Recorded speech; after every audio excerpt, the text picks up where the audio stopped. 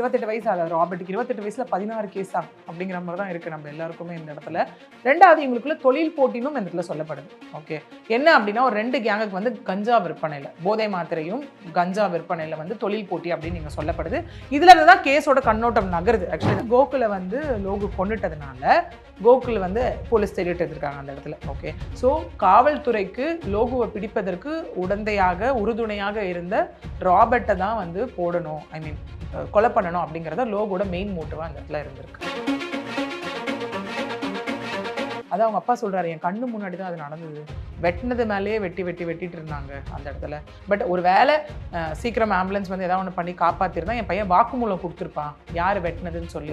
இப்போ ராபர்ட் மேலே 16 கேஸ் வந்து இருக்குது. ஆனால் அவங்களுடைய அப்பா வந்து என் பையன் ரொம்ப நல்லவன், எந்த தப்புமே செய்யாதவன், ஏ கேட்டகரி ரவுடி அப்படின்னும் போது அதை அவங்க த்ரூ லீகலாக கோர்ட் சிஸ்டம் மூலியமாக தான் அவங்க அதை வந்து இல்லைன்னு ப்ரூவ் பண்ணி வெளியே வரக்கூடிய ஒரு விஷயமா இருக்கும். அதுக்காக இவர் ஒன்றுமே பண்ணல, இது வந்து ஒரு இன்னசென்ட் அப்படின்றத வந்து நம்மளால இங்கே இந்த 16 கேஸை வச்சு கண்டிப்பாக நம்மளால பார்க்க முடியாது.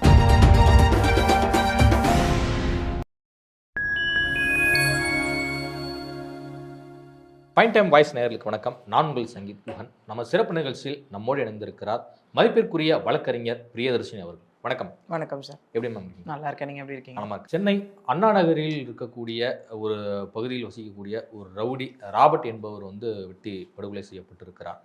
இந்த வெட்டி படுகொலை செய்யப்பட்ட நபர் வந்து பிரபல ரவுடியாக அந்த ஏரியாவில் வந்து இருக்கிறாரு. கிட்டத்தட்ட ஒரு 10க்கும் மேற்பட்ட வழக்குகள் அவர் மீது வந்து கொலை மற்றும் கொலை முயற்சி வழக்குகள் இருக்குது அப்படிங்கிறாங்க. இந்த மர்டருடைய பின்னணி என்ன? நீங்கள் சொன்ன மாதிரி ஏ கேட்டகரி ரவுடி. ஆக்சுவலி அவர் ஒரு 16 கேஸ் இருக்கிறதா சொல்லப்படுது.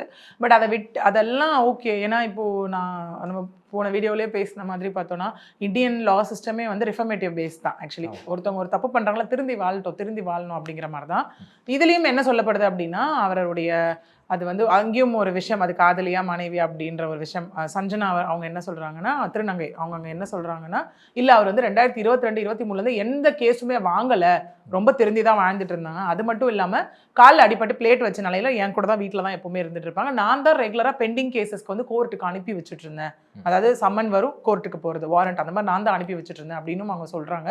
சொல்கிறத தாண்டி அவங்க அப்பா அவங்க அம்மா எல்லாருமே இங்கே பேசுகிறத வந்து நம்மளால பார்க்க முடிஞ்சது இந்த இடத்துல. 28 வயசு ஆகுது ராபர்ட்டுக்கு. 28 வயசுல 16 கேஸா அப்படிங்கிற மாதிரி தான் இருக்குது நம்ம எல்லாருக்குமே இந்த இடத்துல. அவங்க அப்பா எட்வின் அவர் பேசுகிறது வந்து நம்மளால அங்கே பார்க்க முடிஞ்சிருந்தது. என்னென்னா, நாங்கள் நிறைய சொன்னோம், இந்த மாதிரி யாரு கூடயும் ஊர் சகவாசம் வேணாம், எல்லாரு கூடயும் சேராத, பெற்றவங்களை நம்புன்னு சொன்னோம். பட் பெற்றவங்களை வந்து நம்புறதுக்கு வந்து ரெடியாக இல்லை அப்படிங்கிற மாதிரி சொல்லிட்டு என் பையன் தவறு செய்யலை அப்படிங்கிற மாதிரி அவர் வேற ஒரு கண்ணோட்டத்தில் அந்த இடத்துல பேசியிருப்பாரு. அவங்க அம்மா அவங்க அத்தையும் அந்த ஏரியா சார்ந்தவங்களும், அந்த சத்யா நகர் அந்த ஏரியா சார்ந்தவங்களும் அவங்க சொல்கிறது என்ன சொல்லியிருப்பாங்க, இந்த மாதிரி வந்து இல்லை ஆம்புலன்ஸ் வரத்துக்கு டிலே ஆச்சு, போலீஸ் வந்தும் இது பண்ணல, எங்களை ஆட்டோவில் ஏற்ற விடல, அந்த மாதிரி நிறைய குற்றச்சாட்டுகளை வந்து அவங்க வந்துட்டு அடிக்கிருப்பாங்க. ஓகே, இதெல்லாம் தாண்டி என்னதான் ஆச்சு? ஏன்னா இந்த மாதிரி ஒரு கேங் ரீசன்ட் டைமில் நிறைய ஆயிடுச்சு. ஆக்சுவலி இந்த மாதிரி கேங் வாரா இது பண்ணுறதுக்கான ஒரு விஷயம் இது நம்ம இப்போ தான் பாண்டிச்சேரியில் பார்த்தோம், நம்ம அப்புறம் சென்னையில் பார்த்தோம், அதுக்கப்புறம் இந்த பாக்ஸர் மர்டர் பார்த்தோம். அந்த மாதிரி நிறைய விஷயங்கள் நம்ம பார்த்துட்டே இருக்கும் போது இதுவும் வந்துட்டு அதே மாதிரி ஒரு விஷயமா தான் இங்கே பார்க்கப்படுது. அதாவது நமக்கு ஒரு ரவுடி கொலை அப்படின்னாலுமே இந்த இடத்துல வந்து ஒன்று வந்து அது முன்பகையாக இருக்குமா, முன்விரோதமாக இருக்குமா? ஏன்னா இன்னைக்கு நிறைய ஸ்கெச்சஸ் நடக்கிறது நம்ம நிறைய பார்த்துருக்கோம். ஆம்ஸ்ட்ராங் விஷயத்துலேருந்து எல்லாம் எடுக்கும்போது ஜெயிலில் ஸ்கெட்ச் போட்டு கொடுத்ததாகவும் உள்ளே இருக்க விஷயம் அப்படின்னு தான் பார்க்கப்படுது. பாண்டிச்சேரி மாடலையும் அப்படி தான் அந்த இடத்துல பார்க்கப்பட்டது. அந்த காதலிக்கு வந்து வேலண்டைன்ஸ் டேல கிஃப்ட் கொடுத்த ஒரு விஷயம். சத்யா அவங்க அண்ணன் சங்கர் வந்து உள்ளே இருந்து இவங்களை கொலை பண்ணணும்னு அசைன்மெண்ட் கொடுக்கும்போதெல்லாம் சத்யா வெளியே வந்து பண்ணிட்டு போவார் அப்படிங்கிற ஒரு விஷயம் அங்கே பார்க்கப்பட்டது. இங்கேயும் ஒருவேளை அப்படி இருக்குமோ அப்படிங்கிற கண்ணோட்டத்திலையும் விசாரணை ஒரு பக்கம் போகலாம். ஒன்று. ரெண்டாவது இவங்களுக்குள்ள தொழில் போட்டினும் இந்த இடத்துல சொல்லப்படுது. ஓகே, என்ன அப்படின்னா ஒரு 2 கேங்குக்கு வந்து கஞ்சா விற்பனையில், போதை மாத்திரையும் கஞ்சா விற்பனையில வந்து தொழில் போட்டி அப்படின்னு நீங்க சொல்லப்படுது. இதுல இருந்து தான் கேஸோட கண்ணோட்டம் நகருது. ஆக்சுவலி இந்த மாதிரி வெட்டி கொலை பண்ணதுக்கு அப்புறம் என்ன ஏது அப்படின்னு போகும்போது, ஏன்னா இவங்க இங்க என்ன சொல்ற முதல்ல எப்படி வெட்டி கொலை பண்ணாங்கன்னா அவங்க அப்பா சொல்லும் போது அங்க என்ன சொல்றாருன்னா, இல்லை என் பையன் வந்துட்டு நைட்டு இந்த மாதிரி குளிக்கணும், சுடுதண்ணி போட்டு வைப்பா அப்படின்னு சொன்னா, நான் வந்து சரின்னு சொல்லிட்டு திரும்ப பக்கத்து தெருவுக்கு போகும்போது வாசல்லே வச்சு இந்த மாதிரி வெட்டிட்டாங்க அப்படின்னு சொல்ல முடிஞ்சது, நம்மளால பார்க்க முடிஞ்சது. சஞ்சனா அவங்க இங்கே சொல்கிறது என்ன பார்க்க முடிஞ்சது அப்படின்னா, ஃபோன் வந்துட்டு பட்டன் ஃபோன் வந்து எங்கள் அம்மா வீட்டில் இருந்தது, நான் பக்கத்து தெரு தான் போயிட்டு நான் வாங்கிட்டு வர்றதுக்குள்ளே அவங்க அப்பா வீடு அடுத்த தெருவில் இருக்குது, அங்கே போயிட்டு வர்றதுக்குள்ளே இந்த மாதிரி ஒரு விஷயம் நடந்துருச்சு. அவங்க சொல்லும் போது தான் சொல்லியிருப்பாங்க, இல்லை இந்த மாதிரி இப்போ திருந்தி வாழ்ந்துட்டு இருக்காரு, இந்த மாதிரிலாம் கிடையாது, அப்படின்னு அவங்க சொல்லும் போது சரி என்னதான் பின்னணி, யார் தான் கொலை பண்ணாங்க அப்படின்னு போகும்போது இங்கே 2 விஷயம் சொல்லப்படுது. மெயின் சஸ்பெக்டாக இங்கே லோகு அப்படின்னு சொல்லப்படுது. இந்த லோகு மூட்டை அப்படிங்கிறாங்க மெயின் சஸ்பெக்ட். போலீஸ் அங்கேருந்து விசாரணை ஆரம்பிக்கிறாங்க.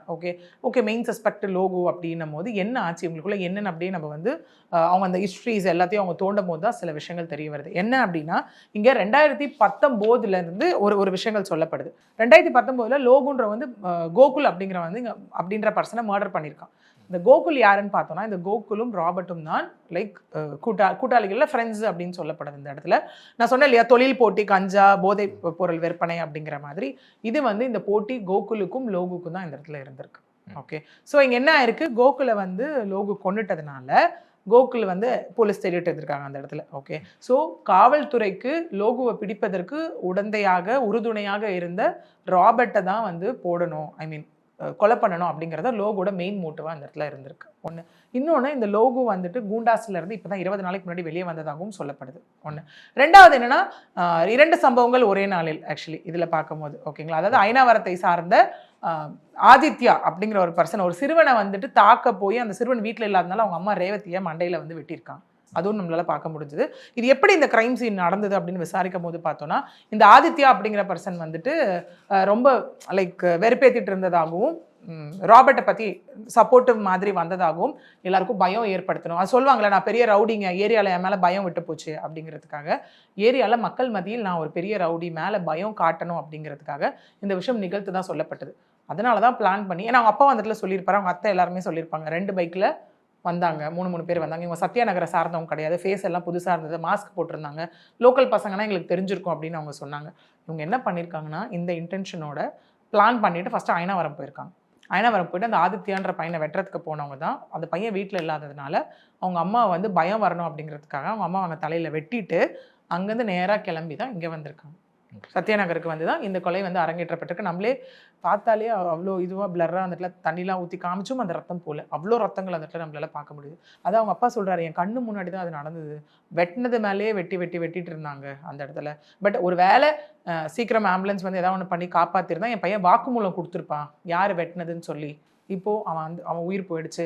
போலீஸ் வந்த போதும் எங்களை வந்து அந்த இடத்துல சொன்னாங்க, இல்லைங்க உயிர் இருக்குது, இருங்க ஆம்புலன்ஸ் வந்துட்டோம் இப்படி தான் சொல்லிட்டு இருந்தாங்க அப்படின்னு. அவங்க என்னென்னா டோட்டலாக வேற ஒரு கான்டெக்ட்ஸில் சொல்கிறாங்க. பட் இது என்னென்னா முற்றிலும் முன்பகை காரணமாக தான் செய்யப்பட்ட ஒரு விஷயமா இருக்குது. கொலைக்கு கொலை அப்படிங்கிற ஒரு விஷயம், அதாவது என்ன நீ எப்படி காமிச்சு கொடுக்கலாம் அப்படிங்கிற ஒரு விஷயத்துக்காகவும் தான் இது பண்ணதாக பார்க்கப்படுது. போலீஸும் இப்போ இதில் வந்து 2 செக்ஷன்ஸ் போட்டிருக்கிறதா ஃபஸ்ட்டு கட்ட தகவல் வந்திருக்கு. என்னன்னா மர்டர், அட்டெம்ப்ட் டு மர்டர். ஏன்னா ஐனாவரத்தில் நடந்தது அட்டெம்ப்ட் டு மர்டர், அங்கேயும் கொலை பண்ணணும்னு தானே போனால், இதில் நடந்தது வந்து நமக்கு மர்டர். இது வந்து section 101, 103 murder. Attempt to murder பார்த்தோம் அப்படின்னா செக்ஷன் 109 மினிமம் 10 years பனிஷ்மெண்ட் இருக்குது. ராபர்ட்டுடைய அப்பா வந்து எட்வின் வந்து சொல்கிறாரு, அந்த கேங்கில் வெட்டினவன் வந்து என் பையனுக்கு ஆல்ரெடி தெரிஞ்ச ஒரு பையன் தான் அப்படிங்கிற மாதிரிலாம் சொல்கிறாரு.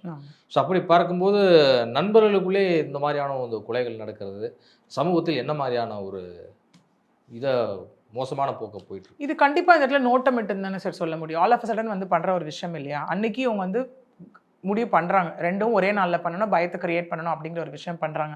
இந்த இடத்துல ஈவு இறக்கம், மனசாட்சி அதெல்லாம் பார்க்க முடியாது. ஏன்னா ஆல்ரெடி 16 கேஸில் உள்ளே போயிட்டு வந்தவன், என்ன நடந்தாலும் பார்த்துக்கலாம், எது நடந்தாலும் பார்த்துக்கலாம். சொல்லுவாங்களே, கத்தி எடுத்தனுக்கு கத்தியால் தான் சாவுங்கிற மாதிரி எந்த நேரத்திலும் என்ன வேணால் ஆகலாம், ஆனால் என்னோட வெறி அடங்கணும் அப்படிங்கிறது மட்டும்தான் இந்த இடத்துல விஷயமா இருக்கும். ஸோ கண்டிப்பாக கரெக்டாக அது எப்படி வந்து அவ்வளோ நேரம் உள்ளே இருந்த அந்த ராபர்ட் வந்து வெளியே வரும்போது உடனே எப்படி அவங்களால வந்து வெட்ட முடியும். அப்போ இங்கேருந்து யாரோ ஒருத்தவங்க இன்ஃபர்மேஷன் கொடுக்குறாங்கன்னு தானே அர்த்தம். ஏன்னா அவங்க ஃபேமிலியே அதான் சொல்லியிருப்பாங்க, இங்கேருந்து ஏதோ ஒரு இன்ஃபார்மர் இருக்காங்க அப்படிங்கிற மாதிரி தான் இங்கே வந்து சொல்லியிருப்பாங்க. ஒன்று, இப்போ ராபர்ட்டுடைய ஒய்ஃபை வந்து நீ ஃபோனை வாங்கிட்டு வான்னு சொல்லி அனுப்பிச்சுடுறாரு, இங்கிட்ட வந்து தண்ணி வைனும் போய் சொல்கிறாரு. ஆமாம், குளிக்கிறதுக்காக தண்ணி ஒரு சுடு தண்ணி வைக்க போகிறேன்னு சொல்லும்போது இந்த விஷயம் நடந்ததாக சொல்லப்படுது.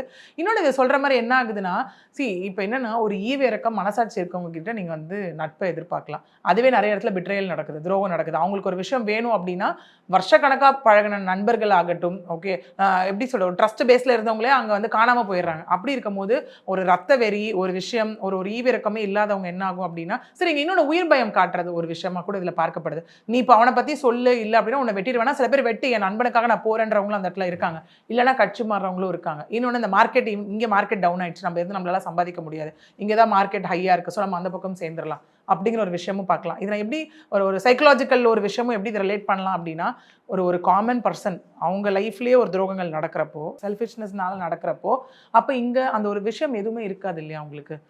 வெட்டு குத்து பணம் ரத்தம் வெறி இவ்வளோதான் இருக்கு இல்லையா. அந்த இடத்துல எப்படி நீங்கள் நண்பர்கள்ன்ற ஒரு விஷயம் பார்க்கப்படும். கண்டிப்பாக இது யாரோ ஒரு இன்ஃபார்மர் எல்லாமே இவ்வளோ அக்யூரேட்டாக ஸ்கெட்ச் போட்டிருக்க முடியாதுல்ல இந்த இடத்துல. ஸோ இதில் வந்து ரொம்ப கிளியராக இருக்குல்ல எல்லாமே. என்ன சொல்கிற மாதிரி ஒரு கிரைம் நடக்கணும்னா எல்லா ஃபேக்ட்ஸ் அண்ட் கான்ஸ்டியூட் பண்ணணும், ஃபேக்டர்ஸ் எல்லாமே. ஏன்னா மோட்டிவ், இன்டென்ஷன், ப்ரிப்பரேஷன் எல்லாமே இங்கே கிளியராக இருக்கு இல்லையா உங்களுக்கு.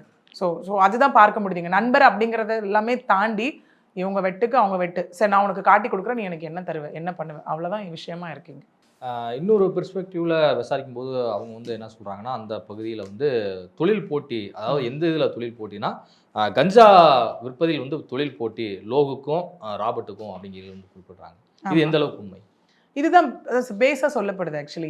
இது ஒன்றும் இல்லை சார். இப்போ சஸ்பெக்ட் நம்ம வந்து டவுட்ஸ் வரது, நம்ம நிறைய கொஸ்டின்ஸ் வரது நமக்கு ஓகே. சஸ்பெக்ட் வரத பேஸில் தான் ஒரு என்கொயரியே ஸ்டார்ட் பண்ணுவாங்க. இப்போ நான் சொன்னேன் இல்லையா, 2 கண்ணோட்டத்தில் தான் போகுது. ஒன்று வந்து முன்பகை இந்த விஷயம், இந்த கொலைக்காக போலீஸிடம் காட்டி கொடுத்ததற்காக கொலையா, இல்லை கோகுலை கொலை பண்ணது வந்து இந்த கஞ்சா விஷயம் ஆக்சுவலி அதனாலயா அப்படின்னு பார்க்கும்போது அதுதான் ஆப்வியஸாக ஒரு ஏரியாவில் ஒருத்தவங்க தான் இருக்கணும், ஒருத்தவங்க தான் இது பண்ணணும் அப்படின்னும் போது, இப்போ எனக்கு வரதெல்லாம் நீ எடுத்துக்கிறியா, நீ சம்பாதிச்சுக்கிறியா அப்படின்னும் போது, உன்னை நான் காலி பண்ணிட்டேன்னா அப்போ இந்த ஏரியாவில் யாருமே என்ன எதிர்த்து இருக்க மாட்டாங்க அப்படிங்கிற மாதிரி ஒரு விஷயம் தான். இது எல்லாமே சஸ்பெக்ட் தான். ஏன்னா ஒரு சஸ்பெக்ட் இருந்தால் மட்டும்தான் இன்வெஸ்டிகேஷன் ஸ்டார்ட் பண்ண முடியும். ஃபைனலாக ஒரு இன்வெஸ்டிகேஷன் முடிச்சு அந்த இடத்துல சாட்சியங்களை கொண்டு வந்து இவங்களை அரெஸ்ட் பண்ணி கொண்டு வராங்க பாருங்க, அப்போ தான் ஃபைனலாக நமக்கு என்ன விஷயம்ன்றது அங்கே எஃப்ஐஆர்லையோ சார்ஜ் ஷீட்டில் நமக்கு அங்கே தெரிய வரும். எஃப்ஐஆர் ப்ரிலிமினரி, ஓகே, அதுக்கப்புறம் ஆல்ட்ரேஷன் ஆஃப் எஃப்ஐஆர் அந்த இடத்துல நடக்கலாம். ஃபைனலாக சார்ஜ் ஷீட்டில் தான் கொண்டு வரப்படும். ஒன்று, இந்த அயனாவரம் லோகு யாரு, இவருடைய பின்புலம் என்ன? சரி, இந்த அயனாவரம் லோகோ அப்படின்னும் போது இது வரைக்கும் தகவல் வந்து ரொம்ப பின்புலமாக நமக்கு இந்த இடத்துல வந்து தெரிய வரல. இவரும் ஒரு ரவுடி, மெயினாக கஞ்சா வியாபாரி, பல கேசஸில் உள்ள போயிட்டது, அது கூண்டாஸில் ஆஃபன் உள்ள போயிட்டு வர ஒரு பர்சனாக தான் வந்து இந்த இடத்துல இது வரைக்கும் அந்த தகவல் இருக்குது. இப்போ ராபர்ட் மேலே 16 கேஸ் வந்து இருக்குது. ஆனால் அவங்களுடைய அப்பா வந்து என் பையன் ரொம்ப நல்லவன், எந்த தப்புமே செய்யாதவன், அவன் வந்து ஏதோ ஒரு சந்தேக கேஸில் ஃபஸ்ட்டு உள்ளே போனால் தொடர்ந்து அவன் மேலே போட்டு போட்டு போட்டு அவனை வந்து ரொம்ப மோசமாக்கிட்டாங்க போலீஸ் அப்படிங்கிறது வந்து அவர் ஒரு தரப்பில் வந்து ஒரு குற்றச்சாட்டை முன்வைக்கிறார். இதை நீங்கள் எப்படி பார்க்குறீங்க?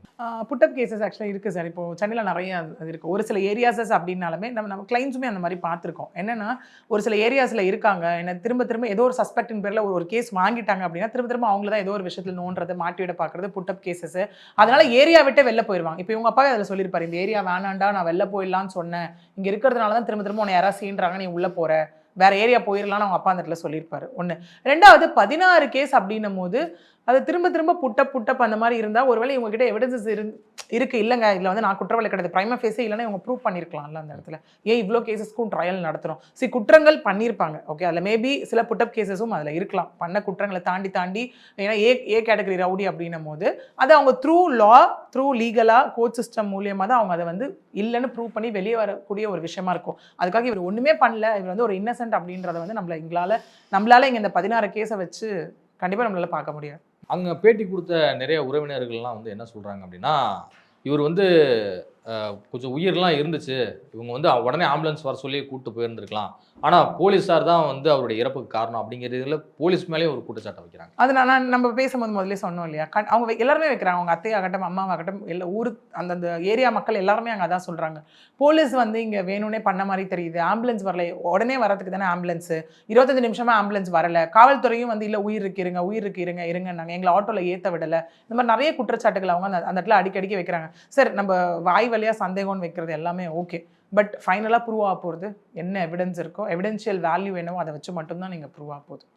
ராபர்ட்டை கொலை செஞ்ச ரவுடிகள் எல்லாருமே வந்து பார்த்தீங்கன்னா இந்த மர்டர்லாம் முடிச்சுட்டு நேராக போய் ஒரு ரூமில் உட்காந்து ஹாயாக ஃபோட்டோலாம் எடுத்து வந்து போட்டிருக்காங்க, செலிப்ரேட் பண்ணுற மாதிரி ஃபோட்டோலாம் இன்ஸ்டாவில் வந்து போட்டிருக்காங்க. ஆமாம், இதை எப்படி பார்க்குறீங்க? இது என்ன மனநிலை? இதுதான் எனக்கு தெரிஞ்சு இருக்கிறதுலே உச்சபட்ச மனநிலைன்னு நான் நினைக்கிறேன் இல்லையா. இது வரைக்கும் போவாங்க, எல்லாம் ஃபேஸ் ஹைட் பண்ணிட்டு இருக்கிறத நம்மளால பார்க்க முடிஞ்சது, ஓடி ஒளிஞ்சு போவாங்க, ஏதாவது ஒன்று தலைமறைவாயிருவாங்க, நாடு தப்பிச்சு போன வரலாறுலாம் கூட இருக்கு. அதுக்கப்புறம் என்ன பண்ணுவோம், கிரிமினல் ரெக்கார்ட்ஸ் எல்லாத்தையும் தூசி தட்டி எடுத்து குற்ற பின்னேடு இருக்கிறத வச்சு நம்ம அதுக்கப்புறம் கொண்டு வருவோம், ஹிஸ்ட்ரி ஷீட்டை வச்சுலாம். இவங்க அங்கே மாஸ்கை போட்டு எல்லாம் வெட்டிட்டு ஜாலியாக போய் அந்த இடத்துல உட்காந்துருக்காங்கன்னா அப்போ நம்மளால பார்க்க முடிஞ்சது என்னன்னா அவ்வளோ வெறி இருக்கு அந்த இடத்துல. ஏன்னா இப்போ ஒரு மெயின் அக்யூஸ் இங்கே லோகுன்னு நம்ம சொல்லிட்டோம், மிச்சம் 6 பேர்ல எவனா ஒருத்தர் தப்பிக்க தான் பார்ப்பான் எதாவது சொல்லி. என்னன்னா இல்லைங்க அவர் கூப்பிட்டதுனால நான் போனேன் வச்சேன் அப்படின்னு எல்லாமே. இங்கே 6 பேருமே அந்த ஒரு மனநிலையில் இருக்காங்க அப்படின்னா இது ஒரு kind of crime series thriller மாதிரி தான் தெரியுது இது. ஆக்சுவலி எதுக்கும் நான் துணிஞ்சுவேன், என்ன வேணா பண்ண, மிஞ்சி போனால் ஜெயிலுக்கு போயிட்டு வெளில வருவேன், பெயில் எடுப்பேன், நான் போவேன். திரும்பி ரிப்பீட்டட் ஹேபிச்சுவல் அஃபெண்டர் மாதிரி தான் தெரியுறாங்க இங்கே எல்லாமே. ஏன்னா அதில் எல்லாமே ஒரு கில்ட்டு கூட யார் மூஞ்சிலையும் தெரிஞ்ச மாதிரி எனக்கு தெரியல ஃபோட்டோ பார்க்கும் போதே இல்லையா. எல்லாம் ரொம்ப ஜாலியாக செலிப்ரேஷன் மோடுன்னு சொல்லுவாங்கல்ல, அந்த மாதிரி இருந்தது தான் பார்க்க முடியும். ஷர்ட் பட்டன்லாம் கழட்டி விட்டுட்டு ஒரு மாதிரி அப்படி தான் பார்க்க முடியுது. போலீஸ் மேபி இதுலேருந்து கண்டுபிடிக்கிறதுக்கும் ஒரு துப்பாக இருக்கலாம் ஆக்சுவலி. ஏன்னா அவங்க போஸ்ட் போடும் போது நம்ம சைபர் இது இருக்கு இல்லையா, ஸோ போகும்போது எத்திக்கல் ஹேக்கிங் மூலியமா இல்லை லைக் நம்ம சைபர் செல்விங் மூலியமாக போயிட்டு எங்கே இதை அப்லோட் பண்ணியிருக்காங்க, ஐ மீன் எந்த நெட்வொர்க் ஐபி அட்ரஸ் கண்டுபிடிச்சி போலீஸ் அப்படியும் அவங்கள ட்ரேஸ் அவுட் பண்ணலாம் இந்த விஷயத்தில். இதுவரை உங்கள் பல்வேறு கருத்துக்கள் நன்றி. நன்றி.